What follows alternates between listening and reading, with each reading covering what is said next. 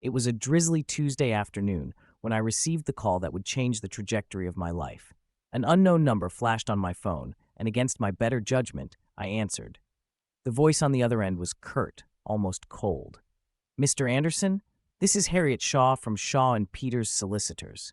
Your uncle, George Anderson, has passed away and left you his estate." I almost dropped the phone. Uncle George? The reclusive old man whom I hadn't seen in over a decade? 2 days later, I stood in front of Anderson's Antiquities, a quaint shop in the heart of Edinburgh's old town, surrounded by cobblestone streets and the whispers of history.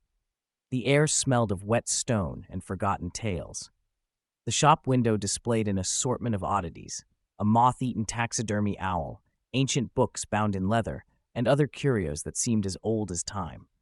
Pushing open the heavy wooden door, I entered a world suspended in dust and shadows. The shop was dimly lit, with sunlight struggling to pierce through the grime-coated windows.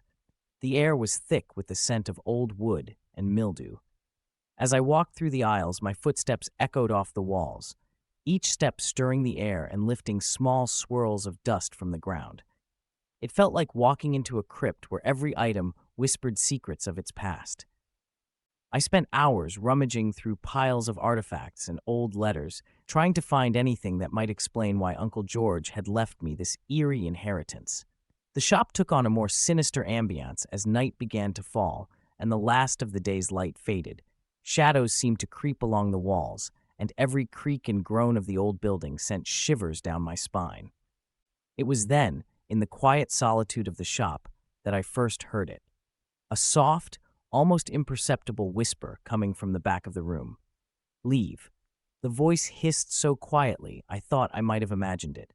I paused, holding my breath, and listened. There it was again. "Leave now." More apparent this time, urgent. The voice seemed to emanate from nowhere and everywhere all at once. Heart pounding, I traced the sound to a corner of the shop where an old maritime sextant lay atop a stack of nautical maps. As I reached out, the air around me grew inexplicably cold, and the room dimmed as if a cloud had passed over the sun. I hesitated, then picked up the sextant. It was ice cold, the metal tinged with a faint, unnatural glow.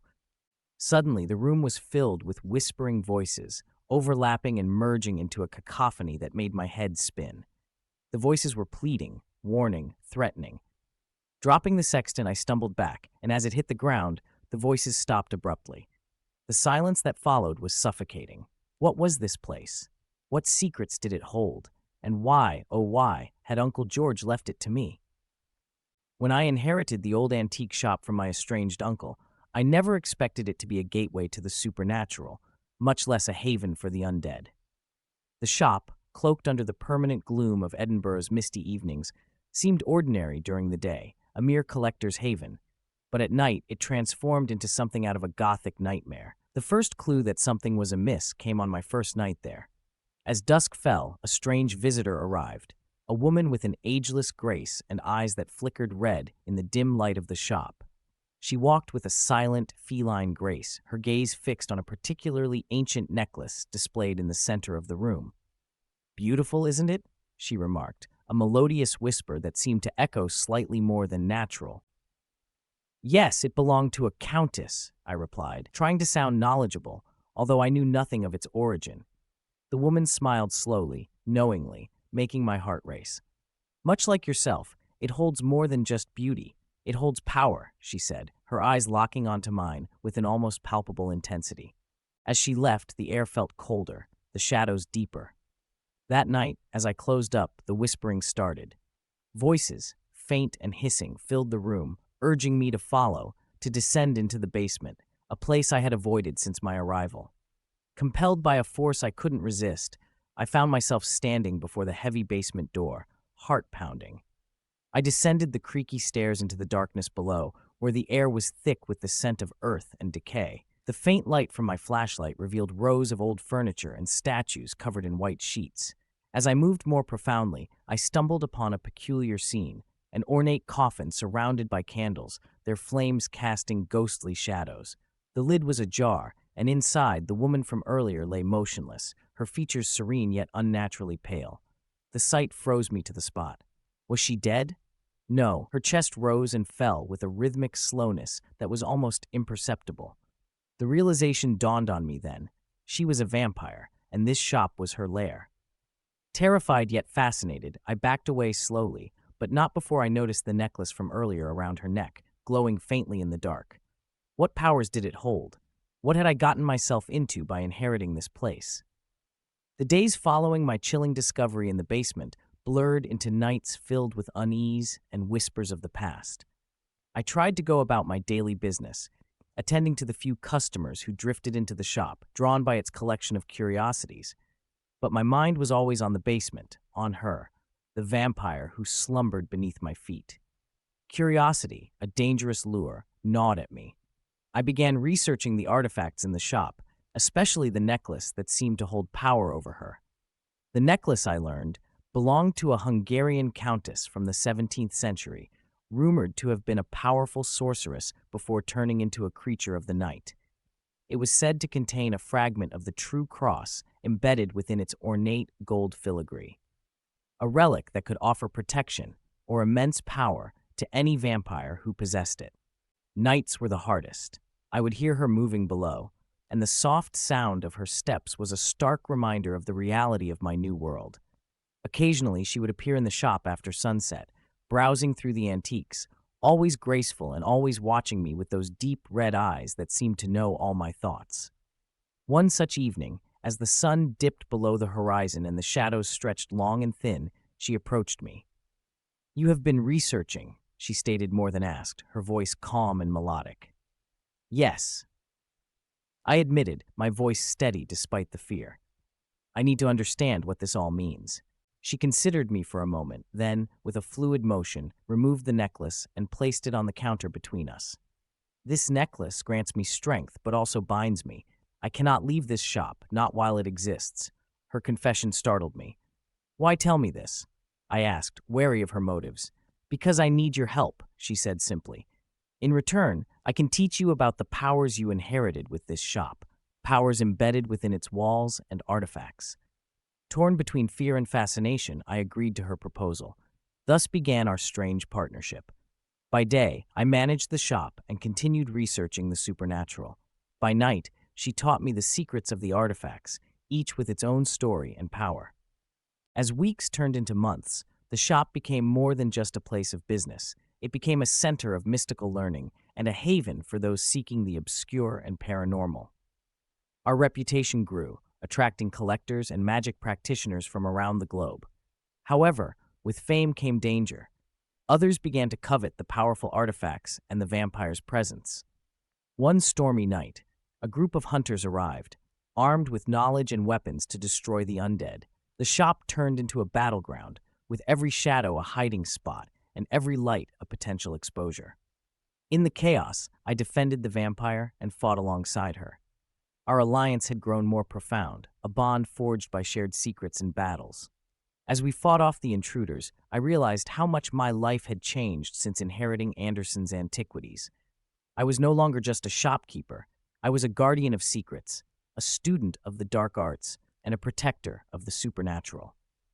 Anderson's Antiquities' reputation as a sanctuary for the supernatural had spread far beyond the cobblestone streets of Edinburgh. Collectors of the arcane, occult scholars, and those who dabbled in the darker arts sought the shop for its unique artifacts.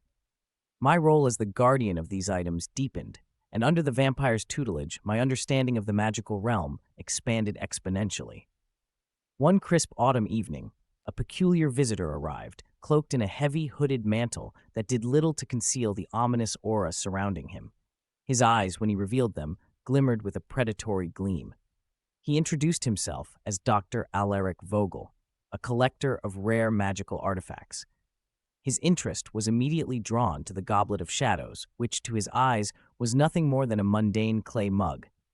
"The legends speak of a goblet that can neutralize any poison," Dr. Vogel murmured, his voice smooth and calculating. "Imagine the possibilities such a treasure could offer a man of particular talents." Aware of the true nature of the goblet, I played ignorant, all while watching his every move through the reflection in the mirror of Aracida. His deepest desire revealed itself. He sought to use the goblet's powers to eliminate a rival in the occult community. That sounds like a mere fable, sir, I replied cautiously, maintaining a facade of naivety. But perhaps you might be interested in some of our other collections. Something less mythical? Dr. Vogel's gaze narrowed, and he leaned in, lowering his voice to a whisper. Do not take me for a fool, young man. I know what resides within these walls. You would do well to respect a man with my resources and knowledge. As tension thickened the air, the clock of Marzana began to chime unexpectedly, its sound a slow, melodious warning. Time seemed to stretch, the chimes resonating longer than usual, giving me a moment to think. I noticed the subtle shift in the shadows behind Dr. Vogel, indicating that my nocturnal ally was near. Perhaps you're right, Dr. Vogel, I stalled. Let's discuss this further. I gestured toward the back of the shop, leading him away from the goblet. As we walked, I whispered the incantation to activate the dagger of Lethos, feeling its power surge through my veins, ready if needed. We reached the back, where the artifacts of higher significance were kept under tighter spells. Here, the vampire stepped from the shadows, her presence commanding and her gaze piercing. Dr. Vogel, she greeted him with a cold smile, it appears you are looking for items not for sale, but knowledge can be exchanged, can it not? Caught off guard by her sudden appearance, Dr. Vogel regained his composure, his interest piqued. Indeed, it can, he replied, eyeing her warily. We can come to an arrangement. Over the next hour, a negotiation ensued, not just over the goblet, but also over the lore and secrets of the shop's collection. An uneasy alliance was formed, one built on mutual respect and caution. Dr. Vogel left with a lesser artifact and promised more in exchange for his discretion and future collaboration. As the door closed behind him, the vampire turned to me, her expression unreadable. That was well handled, but be wary. The world of the occult does not forgive easily nor forget, and Dr. Vogel is but one of many who will try to unlock the secrets we guard. As the ship settled into its usual quiet that night, I reflected on my life's path. From inheritor of a curious antique shop to a player in a hidden world of magic and intrigue, I knew my journey was just beginning. As autumn gave way to the harsh winter winds, the air around Anderson's Antiquities grew denser with magic and foreboding. Each day brought new visitors, each more curious and dangerous than the last. The uneasy peace brokered with Dr. Vogel held, but his departure had sent ripples through the shadowy undercurrents of the occult world. It wasn't long before others came seeking the powers hidden within the walls of my shop. One particularly stormy evening, a woman named Alara arrived, cloaked in a swirling mist that seemed to follow her into the shop. Her eyes were a stormy gray, and she moved with an almost supernatural grace. I am a binder, she introduced herself, her voice carrying the weight of unspoken secrets. I deal in the containment and release of magical entities. Alara's interest was not in the physical artifacts, but in a series of ancient tomes known as the codices of binding, rumored to be in my possession. These books were capable of trapping or freeing beings from other dimensions. They were stored under concealment, visible only to those who understood their value. I seek the Codex of the Abyss, Alara stated, her gaze penetrating. It is said to hold the key to binding the unbindable, a power necessary for the balance of realms. Her knowledge of the codices confirmed her as no ordinary visitor. I hesitated, aware of the dangers such a book could pose if misused. The codices are not for sale, I said firmly. Their power is too great and the risk too high. Alara smiled a smile that didn't quite reach her eyes. I do not wish to purchase the codex. I must use it once to ensure your world's and mine's safety. The weight of her request hung in the air. I glanced at the mirror of Eriseda, seeking a glimpse of her true intentions, but her desires were clouded, obscured by powerful magic that even the mirror could not penetrate. Seeing my hesitation, Alara continued, I am willing to offer something in return. I have knowledge of protective spells that could shield your shop from those who wish to exploit its treasures. A fair exchange, do you not think? The offer was tempting. The shop had become a beacon for magical threats, and additional protections could only benefit us. Yet the risk of unleashing something catastrophic from the codex loomed large. I turned to consult with my nocturnal ally, the vampire, who had silently observed from the shadows. Her experience with the dark arts was invaluable in such matters. After a long, contemplative silence, she nodded slightly. We can prepare a controlled environment, she suggested, one where the codex's power can be used without risk of escape. With a plan in place, Alara, the vampire, and I prepared an elaborate ritual in the shop's basement. I retrieved the Codex of the Abyss from its hidden nook, its chains clinking softly as I laid them on the ritual circle. Alara began chanting, her voice echoing through the stone walls as magical symbols flickered to life around us. The ritual took hours, the air thick with magic and tension. Finally, with a flash of light and a surge of power that shook the very foundation of the shop, it was done. The entity Alara had been seeking to bind was contained, sealed away once more into the depths of the Codex. Grateful and somewhat humbled by the experience, Alara kept her word. She left behind intricate spells designed to protect the shop, making it nearly invisible to those who sought it for nefarious purposes. As she departed, the weight of her presence lifted, but the memory of that night lingered. The shop had become more than a mere business. It was a crossroads of magical and mystical events, a place where the boundaries of reality were tested and sometimes broken. As I continued learning from the vampire and the artifacts, I knew my role as its keeper was only beginning. Alara's newly woven spells of protection cast began to alter the essence of Anderson's antiquities. The shop now existed slightly out of sync with the ordinary world, visible only to those with a genuine need or understanding of the mystical arts. This veil of secrecy brought a peculiar kind of peace, but drew in beings of a higher caliber of power and intent. As winter deepened, blanketing Edinburgh in snow and whispering secrets of its own, a mysterious figure appeared one icy evening. He was old, with a back bent by time and eyes that shimmered with ancient wisdom. He introduced himself simply as Merrick, a lorekeeper of the hidden world. His interest lay in the Goblet of Shadows, but unlike others, he did not come to claim it but to add to its legend. "I know of your goblet," Merrick began, his voice as soft as the falling snow outside. "And I know it holds much more than the ability to neutralize poison. It contains the essence of a dark entity, captured and condensed into liquid form. This essence, if released, could wreak havoc upon the world." His revelation was startling. I had yet to learn the true extent of the goblet's power. "What do you propose?" I asked, wary of yet another magical undertaking that could threaten the shop's fragile peace. Merrick smiled a gesture that seemed to carry both sadness and relief. "I propose to strengthen the goblet's seal, to add layers of protection so that no one, not even the most powerful sorcerer, could release the entity within. In return, I ask for nothing but to study some of your artifacts, to record their stories for the hidden archives." The offer was reasonable and beneficial, and I agreed after consulting with the vampire. Merrick and I and the vampire's ancient knowledge began reinforcing the magical seals. Merrick chanted incantations as old as time, his words weaving through the air like threads of silk, wrapping the goblet in layers of glowing runes. The task took several nights, during which the shop seemed to hold its breath, the air tinged with old magic's power. When the work was done, the goblet was safer but seemed almost serene. Its previously practically imperceptible hum of contained energy was now quiet. "Thank you," I said to Merrick as he prepared to leave, his studies of the other artifacts complete. "You've helped ensure the safety of not just the shop, but possibly the world." Merrick nodded, his eyes reflecting the flickering candlelight.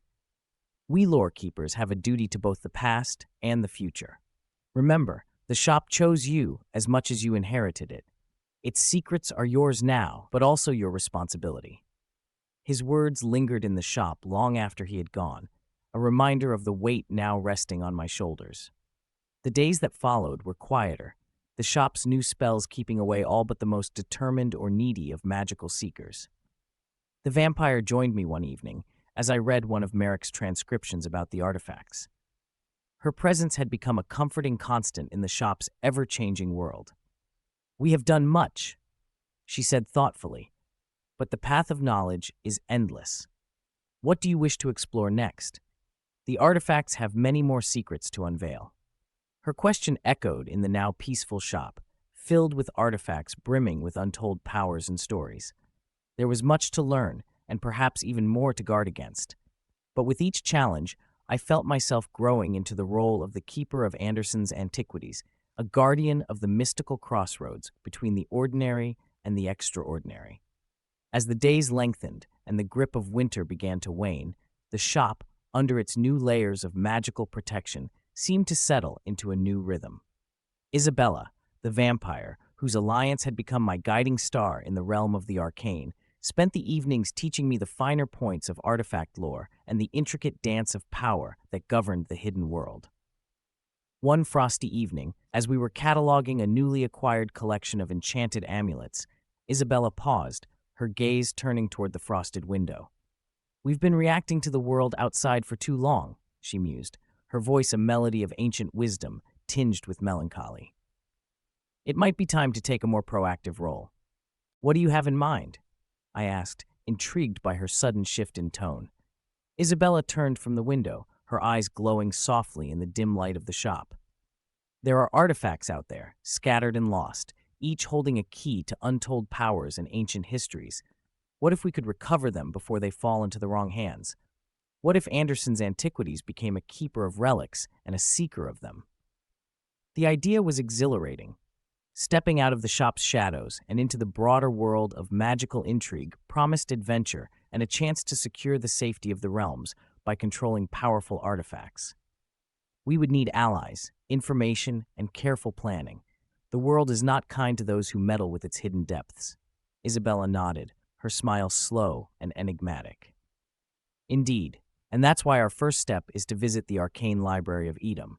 It's a place as old as magic, where every spell, every artifact, and every creature of the night has its echo. It will give us the knowledge we need." The preparation for our journey took several weeks. We fortified the shop's defenses, leaving it under the watch of a loyal golem crafted from the pages of spellbooks and imbued with the duty to protect. With each step we planned, the excitement was tinged with the gravity of our undertaking.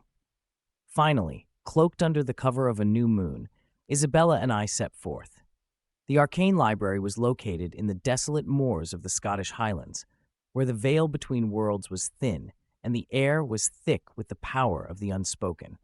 As we approached the ancient stone structure, its towers silhouette against the starlit sky, I felt a shiver run through me, not from the cold, but from the potent aura of magic that enveloped the place. The library was magnificent and daunting, its doors carved with runes that shimmered under Isabella's touch. Inside the library, there was a labyrinth of knowledge. Scrolls, books, and artifacts filled every corner, stacked to the ceilings in some places. The librarian, a wizened old witch named Morna, greeted us with a nod of recognition. "Isabella and the young keeper," she said, her voice a whisper of leaves. "What seeks you in the heart of knowledge?" "We seek guidance," Isabella replied, "and the means to protect what needs to be kept safe." Morna considered us for a long moment before nodding slowly. "Very well, follow me." She led us through the maze of shelves, each step echoing in the library's vast silence. That night, under Morna's watchful eyes, we studied ancient maps, deciphered prophetic scrolls, and discussed strategies with spirits who knew the secrets of the ages. We left as the first light of dawn touched the horizon, armed with the knowledge we needed to begin our quest for lost artifacts. As we returned to the shop, Isabella turned to me with fierce determination.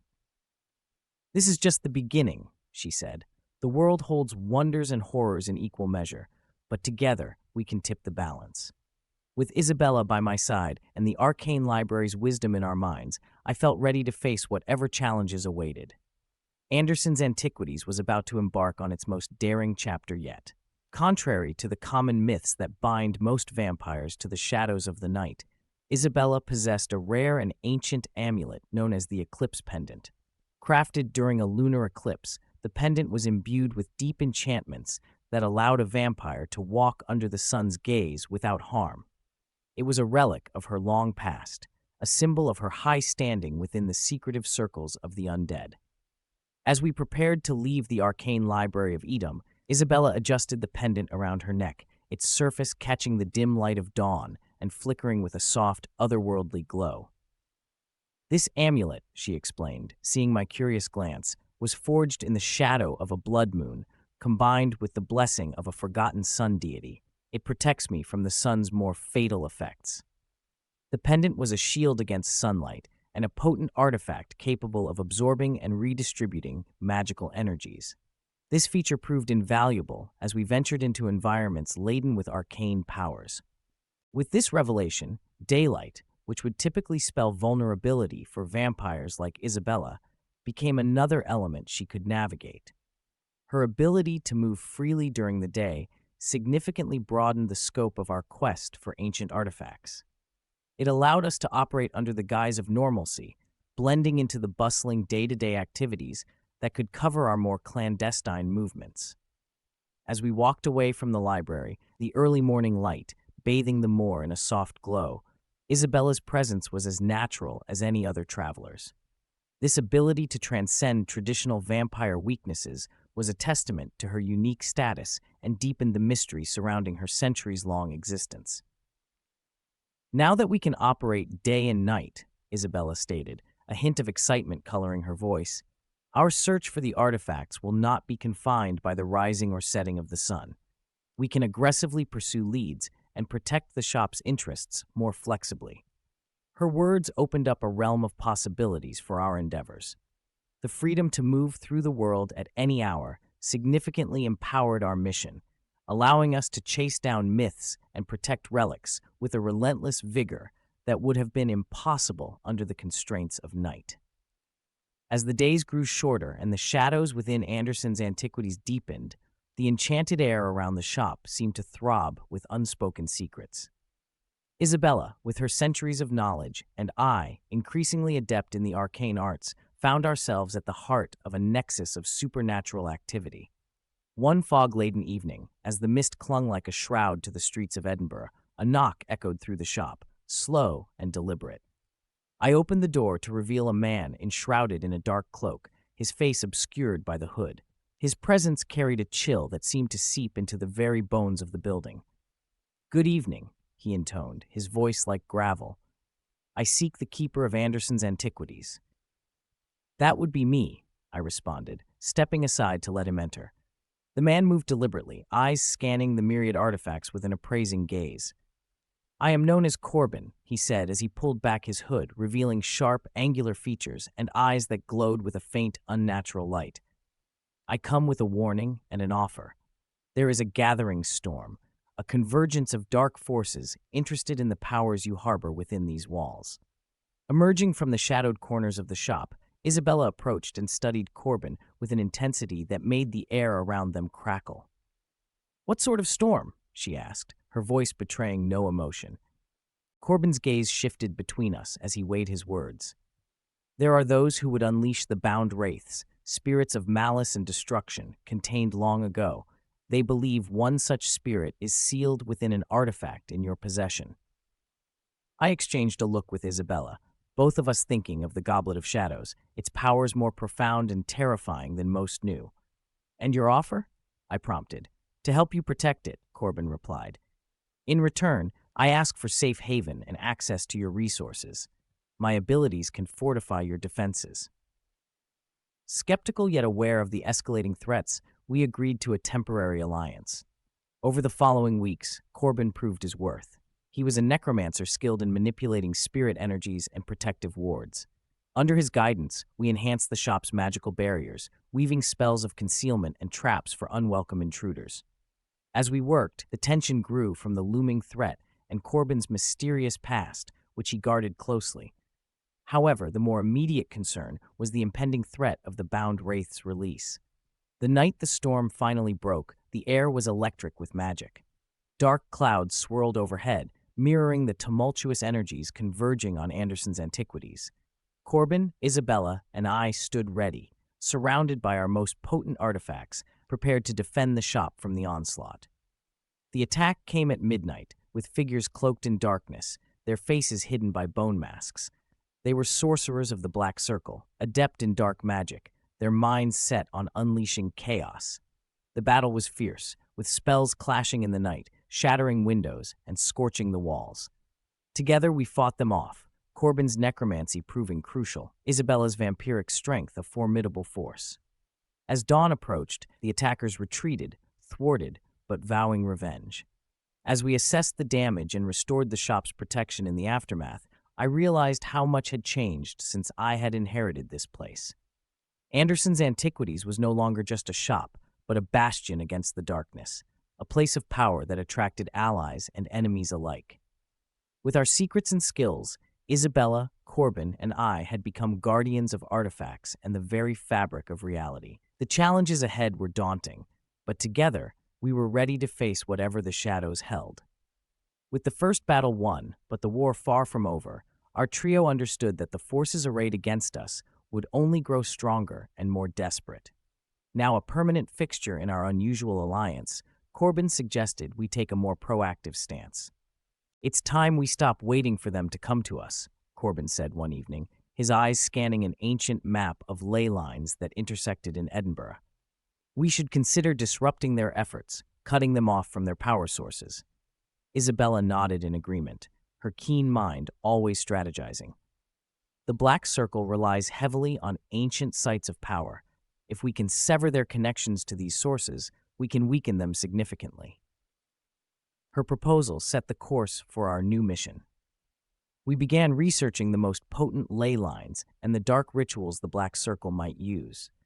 Each site was a place of powerful magical energy, often guarded by creatures and curses, both old and unknowable.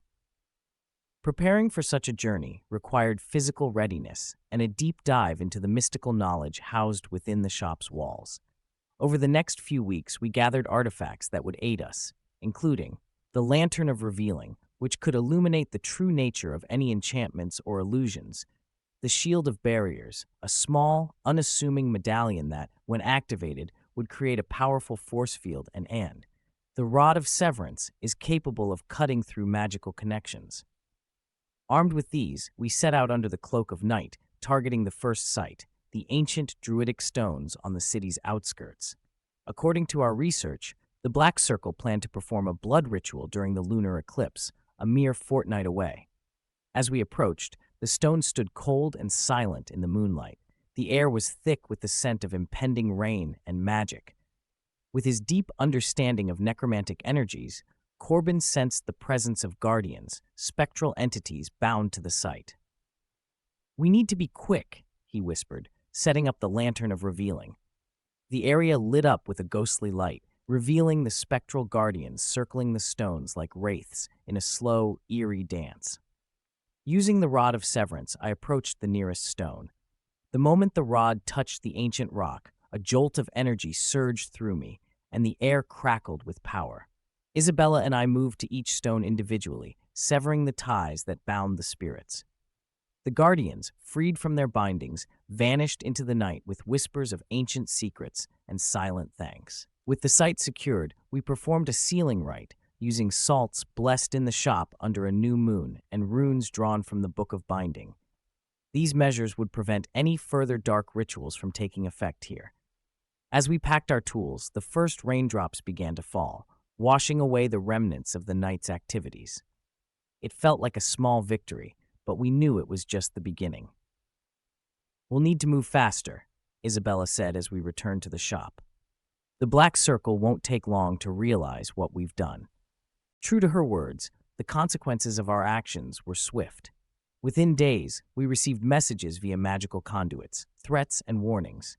The Black Circle was angry but more cautious now. Their plans were disrupted. Back at the shop, fortified yet again with wards and spells, we plotted our next move. The shop had become a command center for planning and protection.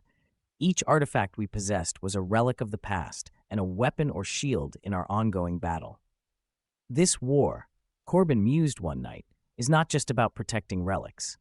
It's about defending the very fabric of reality from those who would tear it asunder for their gain. And so our work continued, blending the lines between guardians and warriors, each day drawing more profoundly into the hidden worlds of magic and power that pulsed beneath the surface of the everyday. The shop was no longer just a repository of antiquities, but a bastion in the fight against darkness, with Isabella, Corbin, and I standing firm at its heart. Isabella's need for sustenance, a fact of her existence she neither shied away from nor flaunted, was handled with discretion that respected her nature and ensured the safety of those around her. Early in our partnership, she addressed this delicate subject with a straightforwardness that initially took me aback. I sustained myself on what I must, but not at the expense of innocence or unwilling. Isabella explained one evening after noticing my curious gaze following her discreet exit from the shop. Some understand my needs and offer their aid in exchange for protection or the healing abilities my blood grants.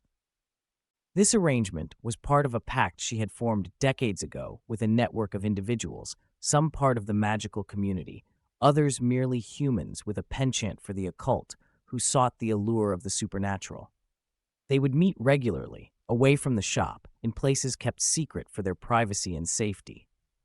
To ensure there was never any risk to me or anyone who wandered into Anderson's antiquities, unaware of her true nature, Isabella employed strict rules and rituals that governed her feeding habits and cleansed her of any residual urges that might threaten her human companions. As for Corbin, his being a necromancer meant he was not entirely unfamiliar with the darker shades of the supernatural world. His acceptance of Isabella's nature was part of a broader understanding of the balance between life and death, energy and consumption. Every creature feeds on something, be it the body, the soul, or power itself. Isabella does so with honor and restraint, Corbin once remarked during a late-night discussion on the ethics of magic and survival. This mutual respect for the necessities of one's nature fostered trust, allowing our focus to remain on the more significant threats at hand. Moreover, Isabella had other means of sustaining herself that did not involve human interaction. She kept a collection of enchanted artifacts that could store life energy, essence captured during past feedings that could be sipped like fine wine when needed. This provided her with a reserve during times of peace and ensured that her strength was maintained during periods of intense activity, such as our current endeavors against the Black Circle. This understanding and Isabella's measures to manage her needs were crucial to maintaining the dynamic within our group. They provided a foundation of trust and respect, essential for a team facing the dangers we regularly encountered. Isabella was not just a vampire, she was a protector, a mentor, and a friend. Her ability to navigate the complexities of her existence while upholding her moral code was another layer of her enigmatic character, making her an indispensable ally in our fight.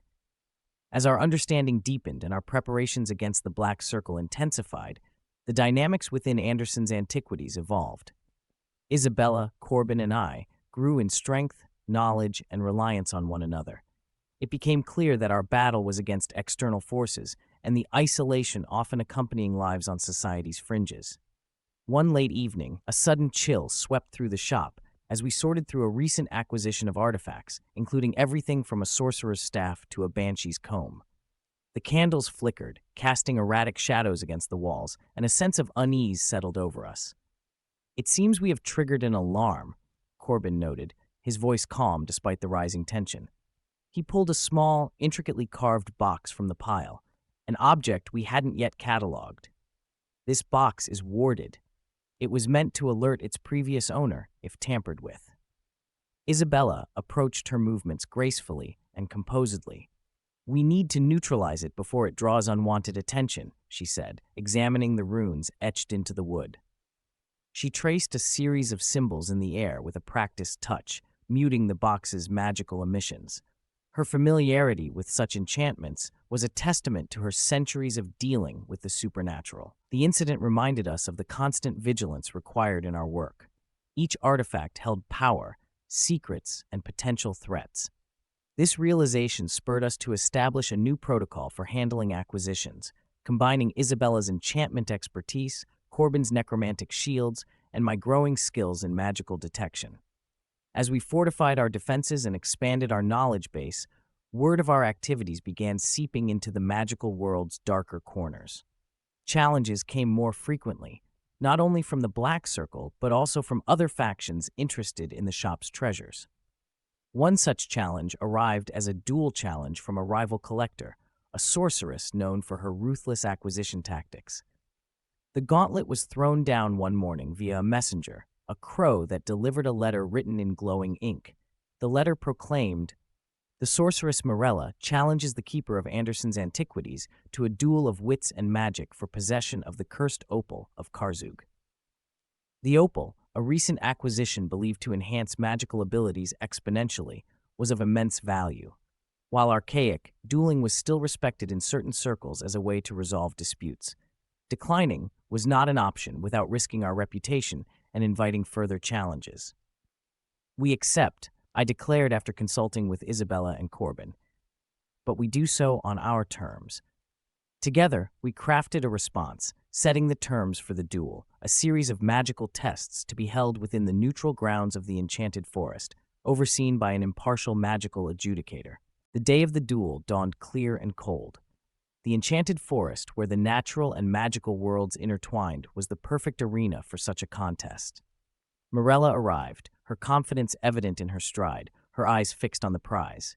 The tests ranged from potion brewing to spellcasting, each designed to push the contestants to their limits. Representing our trio, Isabella stood across from Morella, calm but assertive. Each challenge was met with a blend of skill, creativity, and a deep understanding of the arcane arts. As the final challenge concluded, a complex incantation requiring precise timing and control, the adjudicator raised his hands. "The winner is Isabella, keeper of Anderson's antiquities," he announced. Morella bowed stiffly, her respect earned through the fair contest, and departed with a promise not to challenge our claim to the opal again. The victory brought not only relief, but also a sense of accomplishment.